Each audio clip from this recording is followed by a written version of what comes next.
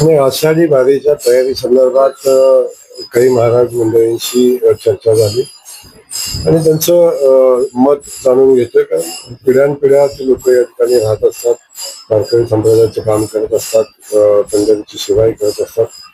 अशा वेळी इथली प्राप्त परिस्थिती त्यांना माहिती असते, पण त्यांच्याकडून काय इनपुट्स घेऊन आणखीन काय वारीमध्ये सुधारणा करता येते आणि काय सुविधा देता येतात, दर्शन बाबीचे काय प्रश्न होते त्या संदर्भात चर्चा झाली.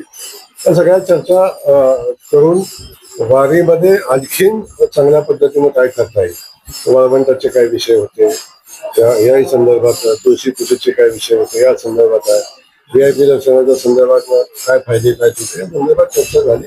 आणि त्यातून काही चांगल्या सूचना त्यांच्या आलेल्या आहेत की ज्या अंमलात आणण्याची आवश्यकता, त्या सगळ्या गोष्टीवर आपण प्रशासन आणि बसून निर्णय करू.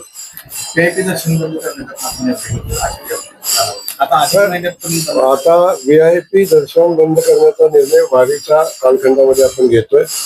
बिफोर 15 दिवस, आफ्टर 15 दिवस, 30 दिवस VIP दर्शन आम्ही बंद करणार आहोत.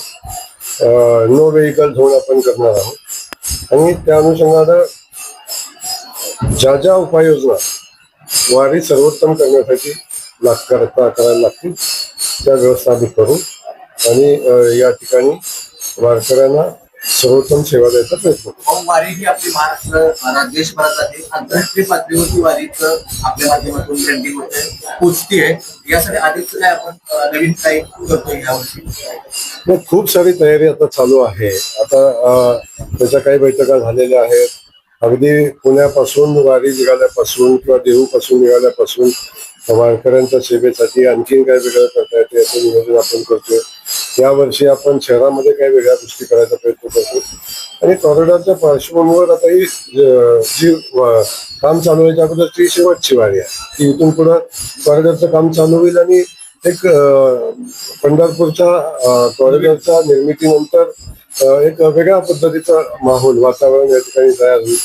त्यामुळं आपल्या सगळ्यांच्या सहकार्याने आता ही वारी यावर्षी सर्वोत्तम करण्याचा प्रयत्न करतो. आता कॉरिडॉरचा पण विषय काढला, कॉरिडॉर संदर्भात काही वेगळं प्राधिकरण करण्याची नाही, मला वाटत नाही त्याची आता इतक्यात आवश्यकता आहे. माननीय मुख्यमंत्री महोदय त्या संदर्भातला निर्णय घेतील, परंतु वारीच्या संदर्भातल्या जवळजवळ सगळ्या गोष्टी आता पुढे गेलेल्या आहेत. शिखर समितीची मान्यता आलेली आहे, बाकी सगळ्या गोष्टी जवळजवळ आता झालेल्या आहेत आणि आता अंतिम जो विषय आहे तो टेंडर काढण्याची प्रक्रिया, जमीन अधिग्रहणाची प्रक्रिया या संदर्भात काम चालू होईल.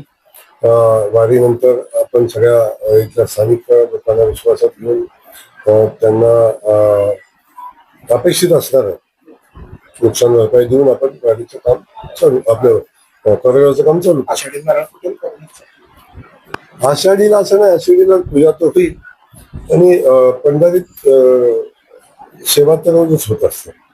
आषाढीत होते, रोज होते, तर हे सेवेचंच काम आहे. माननीय मुख्यमंत्री महोदय चालू करतील.